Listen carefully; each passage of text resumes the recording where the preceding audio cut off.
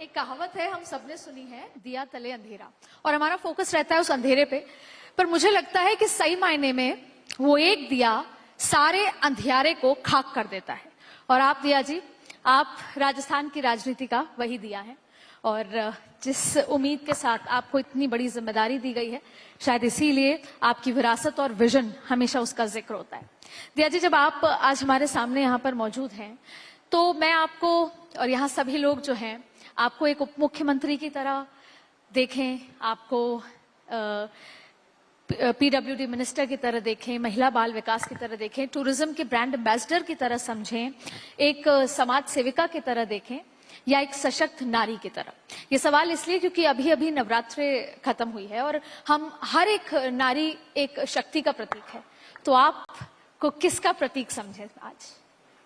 सबसे पहले तो मैं भारत 24 का बहुत बहुत धन्यवाद देती हूँ, और हमारे जगदीश चंद्र जी का, पवन अरोड़ा जी का, पूरी टीम का, कि आपने मुझे सबसे पहले तो धन्यवाद कि आपने Rajasthan tourism, how to make Rajasthan global destination का जो ये थीम आपने चुना है, ये अपने आप में ही मुझे लगता है कि वन स्टेप फॉरवर्ड है, कि हम लोग राइट डायरेक्शन में जा रहे हैं। तो बहुत ही धन्यवाद भारत 24 कि आपने ये थीम चुना है और आपने टूरिज्म का महत्व समझा। आई थिंक सबसे इम्पोर्टेंट ये है कि हम इसका टूरिज्म का पोटेंशियल हमारी स्टेट में रियलाइज करें, और सभी स्टेक होल्डर्स को आपने आज इस पैनल डिस्कशन था इससे पहले, उसमें आपने आमंत्रित किया। मैंने उसको मिस किया, पर बिल्कुल ही वहां पर बहुत सारे इम्पोर्टेंट पॉइंट्स डिस्कस हुए होंगे, बहुत सारे सजेशंस आए होंगे, और डेफिनेटली हम उनको टेकअप करेंगे। मुझे लगता है सरकार हमारी जो ये है, ये हम सब नए हैं, फर्स्ट टाइम हमको इतनी बड़ी अपॉर्चुनिटी मिली है। इसके लिए प्रधानमंत्री जी का बहुत बहुत धन्यवाद दूंगी कि उन्होंने एक बिल्कुल नई टीम चुनी है, और ये नई टीम उन्हीं के नेतृत्व में और मार्गदर्शन में आगे बढ़ रही है। तो सचमुच में डबल इंजन की सरकार है राजस्थान में, क्योंकि हम लोग जैसा केंद्र को देख रहे हैं कि केंद्र में इतना अच्छा काम हो रहा है, विशेषकर टूरिज्म, जो कि प्रधानमंत्री जी खुद इसमें इनिशिएटिव लेते हैं। और आपने सही कहा, अभी जगदीश चंद्र जी ने बोला कि वो असलियत में तो वो ब्रांड एम्बेसडर है हमारे पूरे देश के।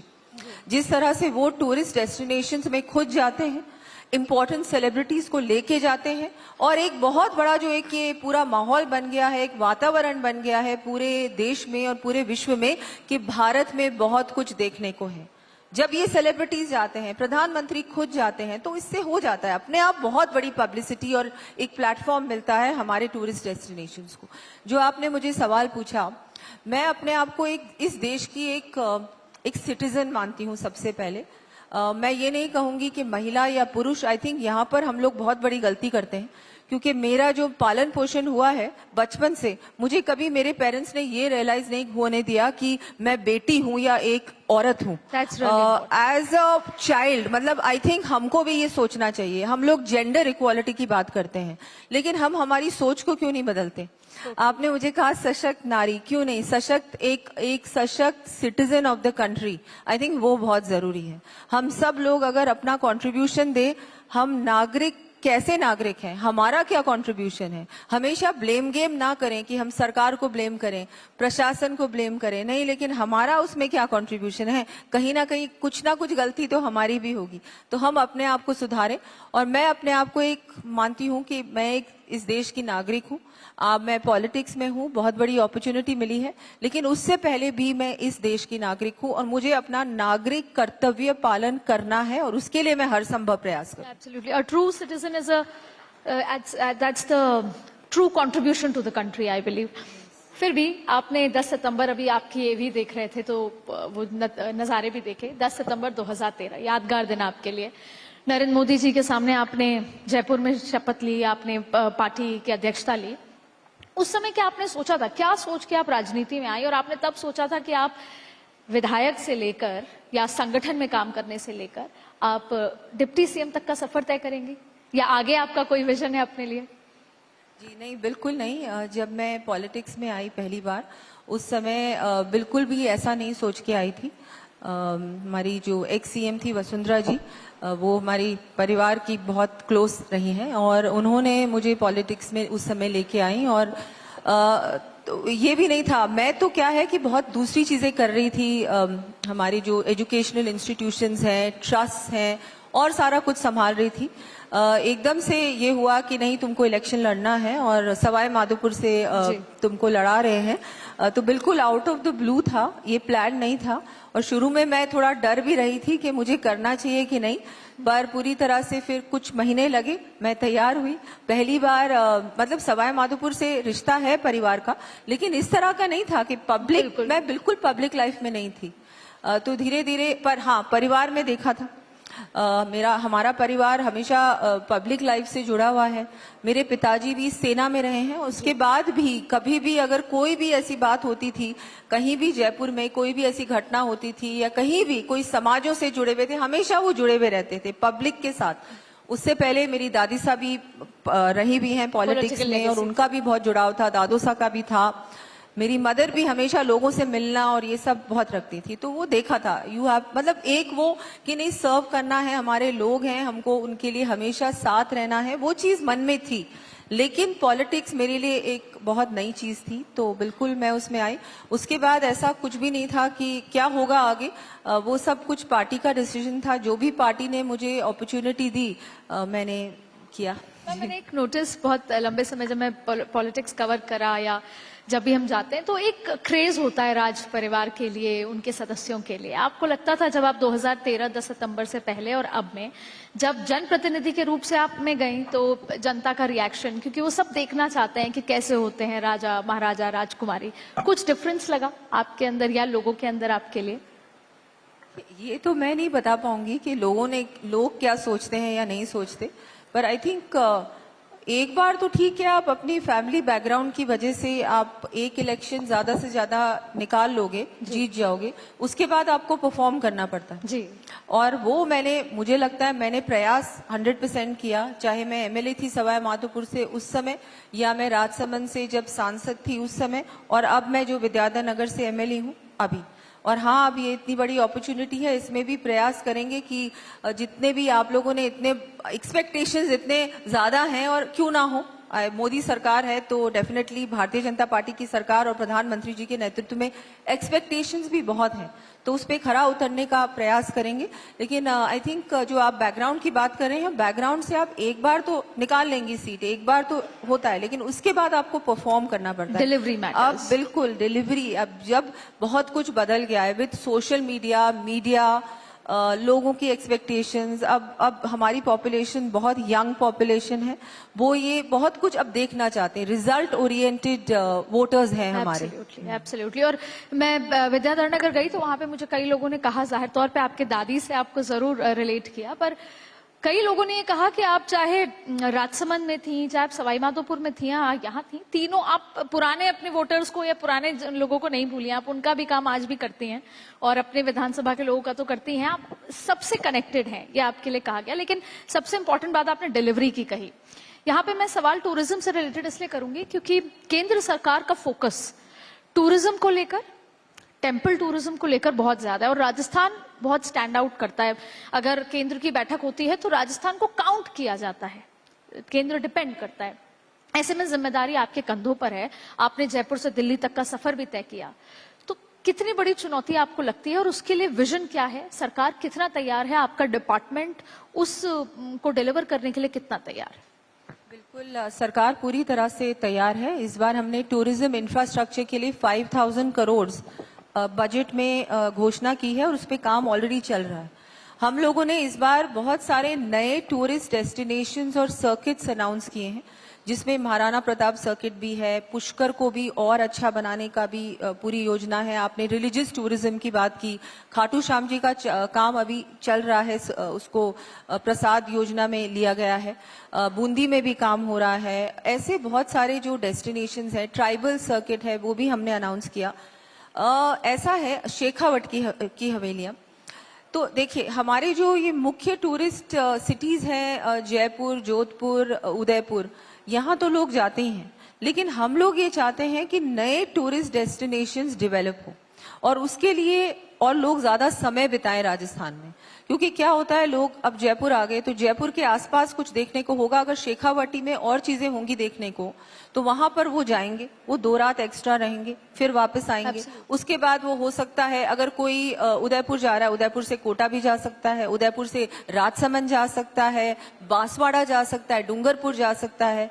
तो ये जो हम लोगों ने किया है। फिर हम लोग हमारे बॉर्डर जो हमारे एरियाज हैं, बॉर्डर जैसे जैसलमेर है, बाड़मेर है, बीकानेर है, वहां पर भी हम लोग प्रयास कर रहे हैं कि हम लोग कुछ नया करें, नए ऐसे स्पॉट्स डेवलप करें, चाहे वो रिलीजियस हो, चाहे वो रूरल हो, चाहे वो वाइल्ड लाइफ से जुड़े हुए हो, उन चीजों को डेवलप किया जाए और उनका थोड़ा सा और प्रचार किया जाए।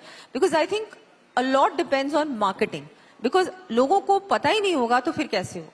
तो हम लोग उस पे भी पूरी तरह से काम कर रहे हैं। बहुत सारी चीजें हैं जो अनाउंस की हैं, सब चीजों पे बहुत तेज गति से काम चल रहा है। वेरी इंपॉर्टेंट पॉइंट, क्योंकि लोगों को पता ही नहीं है। अभी अगर एक आंकड़ा देखें पिछले साल का, तो लगभग 23 करोड़ 41 लाख पर्यटक आए। उसमें से 23 करोड़ के लगभग केवल टेम्पल टूरिज्म के लिए आए थे। जबकि राजस्थान में थार डेजर्ट का जिक्र कर लें, हम परिधान का, खान पान का, हम वाइल्ड लाइफ का जिक्र कर लें, वाइड वैरायटी है, लेकिन लोग आते हैं टेम्पल के लिए। तो इसके लिए उस वाइड वैरायटी तक लोगों तक पहुंचे। आपने उस सर्किट्स का जिक्र किया, तो सवाल यह है कि मैंने जैसे कुछ मेरे जानने वाले जब आते हैं, बाहर से आते हैं या डोमेस्टिक टूरिज्म होता है, वो कहते हैं कि हमको मेक माई ट्रिप से कहना पड़ता है कि हमें वाइल्ड लाइफ भी कवर करना है, हमें उदयपुर भी जाना है, हमें थार भी जाना है। तो कोई सरकार की तरफ से ऐसा इनिशिएटिव जिससे एक छतरी के नीचे ये सब कुछ आ जाए, जिस सर्किट का आप जिक्र कर रहे हैं? देखिए, अब ये सरकार तो इंफ्रास्ट्रक्चर अच्छा कर सकती है, कनेक्टिविटी और बेटर कर सकती है। हमारे बहुत सारे एयरपोर्ट्स हैं, अभी इंटरनेशनल एयरपोर्ट्स भी आ रहे हैं, आपने देखा होगा। सभी एयरपोर्ट्स, चाहे उदयपुर हो, जयपुर हो, नए एयरपोर्ट्स बन रहे हैं। कोटा में बन रहा है, बीकानेर में भी और फ्लाइट्स हो रहे हैं, जैसलमेर में भी और डेवलपमेंट हो रहा है, जोधपुर में भी हो रहा है। ये सब चीजें हैं। और छोटे एयरपोर्ट्स भी हम लोग कर रहे हैं, चाहे वो सवाई माधोपुर हो या और दूसरी एरियाज हो, वहां पर हम लोग कनेक्टिविटी अच्छी कर रहे हैं, इंफ्रास्ट्रक्चर अच्छा कर रहे हैं। बाकी मुझे लगता है जो हॉस्पिटैलिटी की जो बात है, हॉस्पिटैलिटी तो मुझे लगता है कि प्राइवेट सेक्टर को ही आगे बढ़ के आना पड़ेगा। I don't think government should venture into that. वो एक ऐसा एरिया है जिसमें बेस्ट रहता है पीपीपी मोड या प्राइवेट सेक्टर आगे बढ़े। लेकिन हाँ, हमारी टूरिज्म यूनिट पॉलिसी आ चुकी है, उसमें बहुत अच्छे इंसेंटिव्स हैं, जिसमें कि उनको बहुत सारी ऐसी चीजें दी गई हैं जिससे कि वो अपना जो यूनिट है या होटल है वो बहुत इजीली वहां पर स्थापित कर सकते हैं। उनको बहुत सारे इंसेंटिव्स दिए जाएंगे, टैक्स रिबेट्स भी मिलेंगी। उसके अलावा टूरिज्म पॉलिसी आ रही है जिसमें भी हमने अगेन उसमें भी हम लोग इनकरेज कर रहे हैं कि ज्यादा से ज्यादा लोग आके अपना टूरिज्म जो भी वो करना चाहते हैं, चाहे वो एडवेंचर टूरिज्म से रिलेटेड हो या किसी और चीज से रिलेटेड हो। वेलनेस टूरिज्म भी बहुत बड़ा हो चुका है।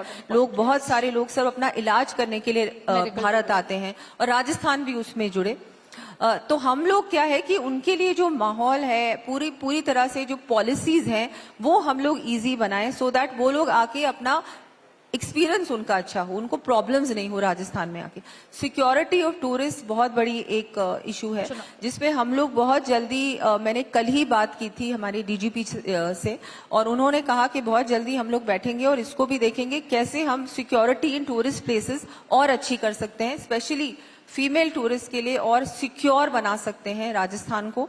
वैसे तो Rajasthan one of the most peace loving states है, यहाँ पर ऐसी समस्याएं नहीं है जो दूसरी स्टेट्स में है। और रोड कनेक्टिविटी और अच्छी हो, एयर कनेक्टिविटी हो, रेलवे से तो बहुत अच्छी कनेक्टिविटी हो गई राजस्थान की।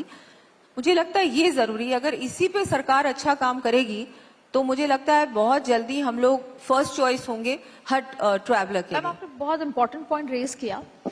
इसी से मेरा जुड़ा एक सवाल है कि जैसे मैंने गुड़गांव या एनसीआर में देखा कि ताजमहल जाना है, सुबह जाएंगे, आगरा घूमेंगे, चाट भी खा लेंगे, रात को वापस दिल्ली, नोएडा, गुड़गांव आएंगे।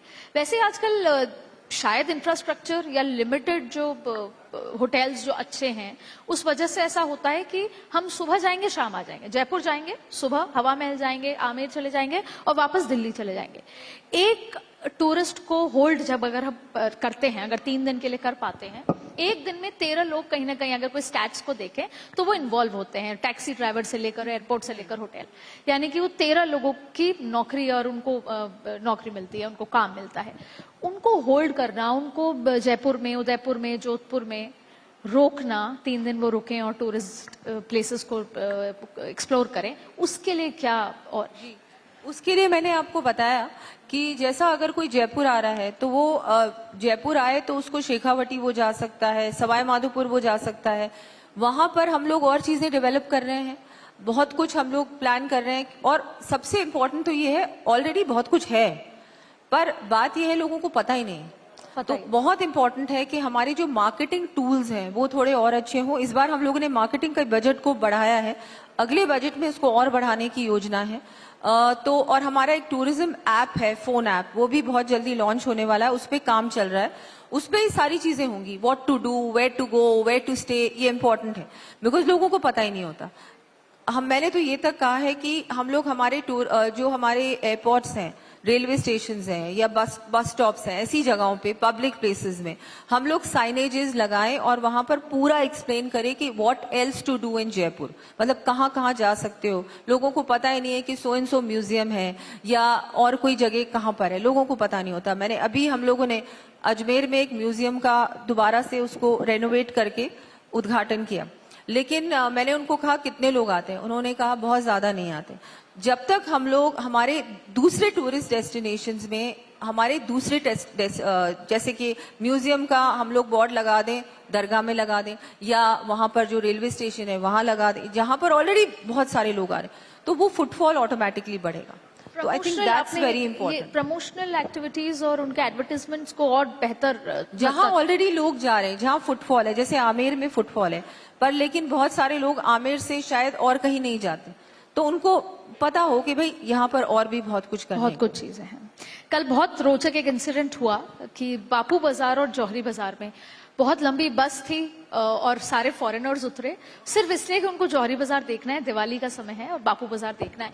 उनका सिर्फ यही एक्साइटमेंट था। तो शायद राजस्थान के लिए अपने आप में इतनी खूबसूरत बात है कि जौहरी बाजार, बापू बाजार के लिए भी इतना एक्साइटमेंट है फॉरेन टूरिस्ट को। लेकिन सवाल इसी से जुड़ा, अभी हम इंटरनेशनल टूरिस्ट का अगर जिक्र करें कि जयपुर से हम ज्यादा से ज्यादा दुबई जा सकते हैं, जोधपुर से, उदयपुर से, दूसरे जगहों से कोई कनेक्टिविटी नहीं है। ये एक बहुत बड़ा चैलेंज है और इसमें सिर्फ एक राजस्थान का टूरिज्म डिपार्टमेंट नहीं, बहुत सारे ऐसे स्टेक होल्डर्स हैं और केंद्र सरकार है जो इन्वॉल्व है। लेकिन ये एक बहुत ठोस काम है, इसके लिए सरकार कितना आगे बढ़ी? जयपुर से आप लंदन जा सकते हैं, वैसे अभी 3 times a week फ्लाइट है। मैं बोलूंगी नहीं कौन से एयरलाइन की, मैं किसी और को एडवर्टाइज नहीं कर रही, पर हाँ आजकल कनेक्टिविटी काफी है। तो डायरेक्ट फ्लाइट्स तो नहीं होंगी, लेकिन 1 स्टॉप या 2 स्टॉप्स की फ्लाइट्स बहुत सारी हैं। जैसा कि मुझे लगता है धीरे धीरे जैसे एयरपोर्ट और डेवलप हो जाएगा तो हम लोग प्रयास करेंगे इंटरनेशनल फ्लाइट्स और कनेक्शंस थोड़े से और हो जाए। जरूरत है, मैं भी मानती हूँ इस चीज की। दूसरा, हम लोग जैसे ऑफ सीजन जो हमारे मंथ्स होते हैं, उन महीनों में भी हम लोग कोशिश कर रहे हैं कि ज्यादा से ज्यादा टूरिस्ट आए, क्योंकि सारा कंसंट्रेशन हो जाता है नवंबर टू मार्च या अक्टूबर टू मार्च। पर वो जो बीच का टाइम होता है, जब इतनी गर्मी नहीं होती है, इतनी भी अनबेरेबल गर्मी नहीं होती राजस्थान में, उस टाइम पे भी ज्यादा टूरिस्ट कैसे आ सकते हैं।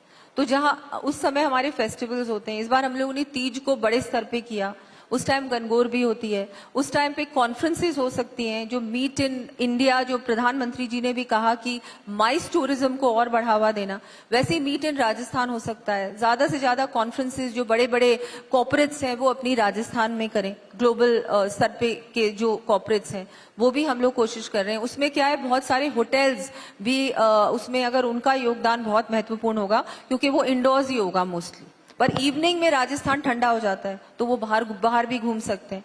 वो भी हम लोग कोशिश कर रहे हैं कि ये चीजें भी हो, 12 महीने के लिए राजस्थान टूरिज्म फ्रेंडली हो। मैम, ऐसा कुछ होता है, जैसे आज आपने अभी जिक्र किया कि आज एक पैनल बैठा तो अलग अलग स्टेक होल्डर्स थे, सबके आइडियाज आए, ऐसा होते रहना चाहिए। सरकार भी ऐसा कुछ प्रयास करती है कि होटल्स के लोग या अलग अलग स्टेक होल्डर्स आए और उनसे उनका आइडिया लें और उनसे सुझाव लेकर उसको इम्प्लीमेंट किया जाए? क्योंकि मेरा सवाल एग्जीक्यूशन से रिलेटेड इसलिए है, कोई ऐसे ही जानने वाले होते हैं, उनसे बोला गया कि राजस्थान में बहुत अपार संभावनाएं हैं, आप इन्वेस्ट करें। तो उनका ये मानना था कि जो ईज ऑफ डूइंग या सिंगल विंडो सिस्टम में अभी तकलीफें हैं, जैसे कि सरकार ने कहा कि आप इन्वेस्ट करें, लेकिन होता यह है कि सरपंच ने कह दिया जमीन साइन करने के लिए मना कर दिया। तो ईज ऑफ डूइंग और सिंगल विंडो को लेकर क्या सोचती है सरकार? नहीं, अब देखिए, सरकार, हमारी जो सरकार है वो तो पूरी तरह से इसमें लगी हुई है कि थोड़ा और इजी हो जाए सिस्टम। ये रेड टेपिज्म हो या ब्यूरोक्रेटिक पूरा जो प्रोसेस है उसको और सिंप्लीफाई किया जाए। हमारे डिपार्टमेंट में तो सिर्फ हम लोग ने 1 या 2 अधिकारी हैं, वही लोग इसको हैंडल करते हैं। और इवन सीएमओ में अब उन्होंने नोडल ऑफिसर्स अपॉइंट कर दिए हैं राइजिंग राजस्थान के बाद, कि वही लोग पर्टिकुलर अलग अलग डिपार्टमेंट्स का वो लोग देखेंगे। तो प्रयास चल रहा है। आई थिंक इसमें टाइम लगता है, कोई भी चीज या कोई भी परिवर्तन लाने में और परिवर्तन एक्चुअल में सेट होने में भी टाइम लगता है, माइंडसेट चेंज होने में भी टाइम लगता है। तो बिल्कुल, पर हम लोग जा रहे हैं, राइट डायरेक्शन में जा रहे हैं और होपफुली ये चीजें अब बहुत इजीली हो जाएंगी। मैम, जैसे 13% राजस्व रेवेन्यू हम टूरिज्म से राजस्थान में एक्सपेक्ट करते हैं। जब केंद्र सरकार कहती है कि 2047 का विजन है या तीसरी अर्थव्यवस्था तक पहुंचना है, तो उसमें राजस्थान का चाहे मेडिकल टूरिज्म हो, चाहे टेम्पल टूरिज्म हो और चाहे एक जेनरिक टूरिज्म हो, उससे राजस्थान में भी कितनी नौकरियां सृजन हो सकती हैं? टेंटेटिव अगर कुछ आइडिया, क्योंकि बहुत नौकरियां मिलेंगी और देश भर में कितना सपोर्ट जीडीपी के लिहाज से मिलेगा? बिल्कुल, संभावनाएं बहुत है। जैसे आपने कहा 13% जो हमारा कंट्रीब्यूशन है इकोनॉमी में, लेकिन ये 13 से बढ़कर एटलीस्ट 25% इफ नॉट 50% हो सकता है। मेहनत तो करनी पड़ेगी। अब इसमें क्या है कि टूरिज्म एक ऐसा सेक्टर है जिसमें बहुत सारे फैक्टर्स हैं। अब कोविड की वजह से आपने देखा 2 साल सब कुछ बंद था, तो ये सारी चीजें भी हैं जो फैक्टर इन करनी पड़ती है जब हम 2047 की अगर बात करें। लेकिन हाँ, कोशिश पूरी है कि हम लोग कैसे इस सेक्टर को और बढ़ा सके, कैसे हम लोग हमारे ज्यादा से ज्यादा टूरिस्ट भी आए, ज्यादा से ज्यादा हॉस्पिटैलिटी वेंचर्स भी यहाँ पर हों, और भी बिकॉज सब कुछ आजकल एक्सपीरियंस है। हर टूरिस्ट अब चाहता है कि हर बार, अब रिपीट टूरिज्म है वो भी इम्पोर्टेंट है। एक बार आ गए उसके बाद दोबारा क्यों आऊं मैं राजस्थान? कुछ पर राजस्थान में वैसे देखने को बहुत कुछ है और हर तरीके की चीज है। मतलब कि उदयपुर और जयपुर और बीकानेर और जोधपुर इटसेल्फ में सब कुछ अलग है। दोनों, कोई भी सिटीज एक सी नहीं है, खान पान भी अलग है, सब कुछ अलग है। मतलब ये तो रिपीट टूरिज्म की संभावनाएं बहुत है राजस्थान में। मेरा ये वापस से मैं घूम फिर के एक चीज पे आऊंगी कि हमको थोड़ा सा अग्रेसिवली मार्केट करना पड़ेगा, वो जरूरी है। और आजकल तो सोशल मीडिया है, आजकल तो हर प्रकार के टूल्स हैं, उसको लेकर हम लोग और कोशिश करेंगे कि राजस्थान को हम लोग, क्योंकि राजस्थान में सब कुछ है, ऐसा कुछ भी नहीं है कि नहीं है। लोग दूसरी स्टेट्स में क्यों जाएं, यहाँ पर सब कुछ है, लेकिन थोड़ा और जरूरत है अग्रेसिवली मार्केट करने की।